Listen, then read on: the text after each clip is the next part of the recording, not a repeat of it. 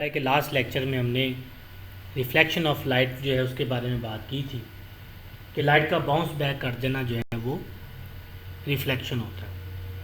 फिर मैंने आपसे एक क्वेश्चन भी किया था कि इंसिडेंट रे और प्लेन के दरमियान में क्या एंगल, उस एंगल को क्या नाम देंगे। जैसे उसके बाद फिर मैंने कहा था रिफ्लेक्शन यानी कि जो प्लेन है रिफ्लेक्शन के दरमियान में क्या एंगल होगा उसको क्या नाम देंगे।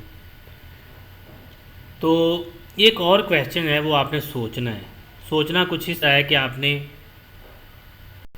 ये बताना है कि जब रिफ्लेक्शन होता है तो क्या 100% रिफ्लेक्शन होता है या 100% रिफ्लेक्शन नहीं होता। आप लोगों ने ये मुझे बताना है, ठीक है। तो आज जो टॉपिक हम स्टार्ट करेंगे उसी से कुछ रिलेटेड है।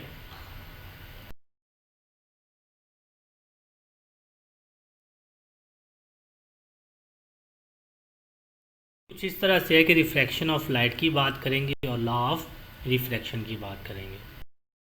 आप लोगों को टॉपिक स्टार्ट करने से पहले आप लोगों ने एक जो है वो एक्सपेरिमेंट किया होगा। एक्सपेरिमेंट कुछ इस तरह से कि अगर आप शीशे का एक गिलास ले लें, उसको पानी से भरा हो, तो अगर आप जो है उसमें पेंसिल या पेन वगैरह रखें और गिलास को अगर देखें तो उसमें जो है वो हमें जो है वो दो पेंसिल या दो पेन नज़र आ रहे होते हैं। यानी कि आगे से अगर आप देखें तो वो जो पेन है वो बेंड हुआ नज़र आता है। तो हमें ऐसा लगता है जैसे ये दो इसमें जो है वो पेंसिल या पेन पड़े हुए हैं। ये जो बेंडिंग हो रही होती है इसको हम जो है वो रिफ्रैक्शन बोलते हैं। क्या बोलते हैं? रिफ्रैक्शन। तो स्टेटमेंट भी कुछ इसी तरह इसकी कि ऐसा प्रोसेस जिसमें लाइट क्या करती है? बेंड करती है। लाइट क्या हो जाती है? बेंड हो जाती है। जब वो एक मीडियम से दूसरे मीडियम में जाती है तो लाइट क्या कर जाती है? बेंड कर जाती है। ऐसी जो लाइट की बेंडिंग होती है उसको रिफ्रैक्शन ऑफ लाइट कहते हैं। जैसे एक्सप्लेनेशन डायग्राम में चेक करें तो डायग्राम में जो है ये देखें कि लाइट ये इंसिडेंट रे आ रही है, ये नॉर्मल है। जैसे ही उसने क्या किया, वो एयर से ग्लास में गई है, ये एयर है, ये वाला एयर है, तो एयर से ग्लास में एंटर हुई है तो उसने क्या कर लिया? अपना पाथ जो है वो चेंज कर लिया। अपना पाथ क्या कर लिया? चेंज, यानी कि बेंड हो गई। होना तो इसको ये चाहिए था, ये इस तरह कुछ आती, इसके बिल्कुल ऐसे स्ट्रेट बन जाती है, ऐसे ऐसे, लेकिन ऐसा नहीं हुआ। ये क्या कर गई है? यहाँ से आके बेंड होगी, नॉर्मल से दूर हट गई है। तो जब वो बेंड हुई है तो हम कहते हैं कि ये बेसिकली जो बेंडिंग ऑफ लाइट है इसको हम जो है वो रिफ्रैक्शन कह रहे हैं। इसमें आपने वही कुछ लिखना है कि आई ओ जो है वो इंसिडेंट रे है, ओ एन जो है वो नॉर्मल है, उसके बाद ओ आर जो है ये वो रेज है जिससे वो एंटर हो रहा है, एंट्रेंस रेज। उसके बाद एम ई जो है वो इमर्जिंग रे है, यानी इमर्जिंग रे। तो ये आपने जो है ये इसको लिखना है। उसके बाद जो है वो एंगल इंसिडेंट रे और नॉर्मल के दरमियान में जो एंगल होता है वो आपका एंगल ऑफ इंसिडेंस होता है, ठीक है। इसका प्रैक्टिकल बहुत ज़्यादा इंपॉर्टेंट है। तो प्रैक्टिकल भी हम इंशाल्लाह इसको करेंगे with the help of glass lab. Glass की स्लैब होगी, उसकी मदद से हम प्रैक्टिकल भी करेंगे।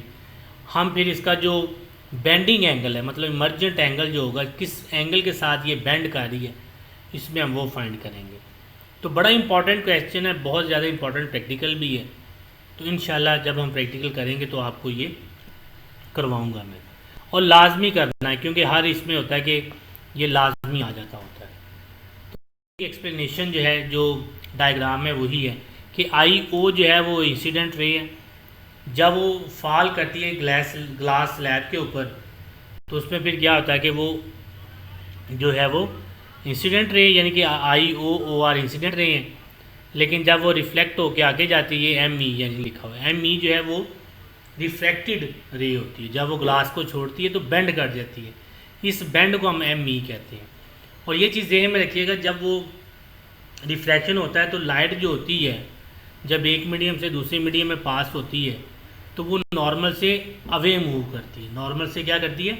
अवे मूव करती है। ये चीज़ ज़हन में रखनी है आप। रिफ्लेक्शन जो है इसी के जैसे रिफ्लेक्शन के दो लॉ थे, इसके भी दो लॉ हैं। तो इसमें जो है वो पहला लॉ तो सेम है जिसमें रिफ्रैक्टेड रे, नॉर्मल और इंसिडेंट जो होता है वो एक ही प्लेन में होती है। दूसरा जो पॉइंट है बड़ा इंपॉर्टेंट है कि वहाँ तो हमने पढ़ा था कि आई, रिफ्लेक्शन में पढ़ा था कि I is equal to are होता है, लेकिन यहाँ थोड़ा सा डिफरेंट है। इसमें क्या है? साइन आई और साइन आर की जो रेशियो है वो कांस्टेंट होती है। वो क्या होती है? कांस्टेंट। साइन आई और साइन आर की जो रेशियो है वो कांस्टेंट होती है, और इस रेशियो को रिफ्रैक्टिव इंडेक्स का नाम दिया जाता है। किसका नाम दिया जाता है? रिफ्रैक्टिव इंडेक्स का। ये हम इंशाल्लाह नेक्स्ट एक टॉपिक इसके ऊपर भी है, रिफ्रैक्टिव इंडेक्स के ऊपर, तो डिटेल से बात करेंगे। और अगर आपसे ये पूछा गया कि स्नेल आ क्या होता है, तो आपने लिखना है कि साइन आई और साइन आर की जो रेशियो है वो एक कांस्टेंट है, यानी कि इक्वल होती है। इसको हम स्नेल्स लॉ कहते हैं। इसको क्या कहते हैं हम? Snell's law. तो इसका मतलब है कि इसमें हम ये नहीं कहेंगे कि जो एंगल आई और एंगल आर इक्वल, हम कहेंगे कि साइन जो है वो बेसिकली ट्रिग्नोमेट्रिक रेशियो के लिए आता है। आप कहेंगे साइन एंगल ऑफ आई, यानी कि इंसिडेंट एंगल का साइन लें, उसके बाद फिर साइन ऑफ आर, मतलब जो है आर का साइन लेके दोनों के दरमियान में रेशियो लें, तो वो कांस्टेंट होता है। ये इसका दूसरा लॉ था। तो बड़ा इंपॉर्टेंट है शॉर्ट क्वेश्चन के लिए। बहुत दफ़ा पेपर में आपको ये नज़र आएगा जब आप पास पेपर देखेंगे। तो ये दो रिफ्रैक्शन का एक छोटा सा टॉपिक था। लास्ट टाइम हमने रिफ्लेक्शन किया था, आज मैंने कहा चल रिफ्लेक्शन भी करवा देता हूँ। तो आगे कुछ इसकी कंडीशंस जो होंगी वो भी हम इंशाल्लाह पढ़ेंगे। उसके बाद फिर हम मिरर की तरफ जो है वो मूव करेंगे। मिरर क्या होता है, ये सारी बातें हम इसको देखेंगे। तो उम्मीद करता हूँ आप लोगों को कुछ इस चीज़ का आइडिया हो चुका होगा। तो अपना बहुत सारा ख्याल रखिएगा, दुआओं में याद रखिएगा। अल्लाह ने के मान।